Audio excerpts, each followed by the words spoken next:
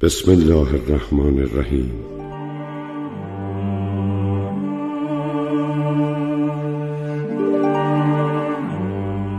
از عبدالعظیم حسنی این گونه روایت شده است که امام رضا علیه السلام فرمودند: ای عبدالعظیم، از طرف من به دوستدارانم سلام برسان و به آنان بگو راه نفوذ شیطان را بر خود ببندند، راستگو و امانتدار باشند،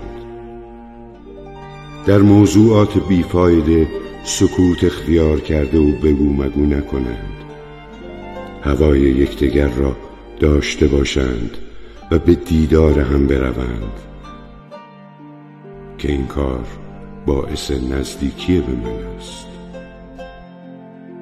آبروی هم را نریزند که من با خود عهد بستم هر کس آبروی یکی از دوستدارانم را بریزد و موجبات ناراحتیش را فراهم سازد، از خدا بخواهم در دنیا به سختی عذابش کند و در آخرت هم از خسارت دیدگان و زیانکاران باشد. همچنین به آنان گوش زد کن.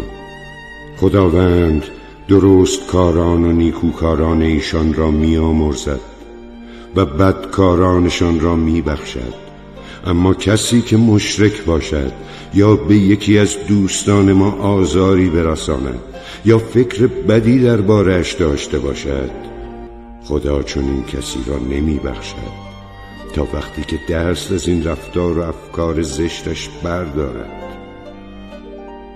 پس اگر دست برداشت که هیچ، وگرنه ایمان واقعی از قلبش خارج می شود و از دوستی ما اهل بیت بهره‌ای نخواهد برد و من از چنین عاقبتی به خدا پناه می برم.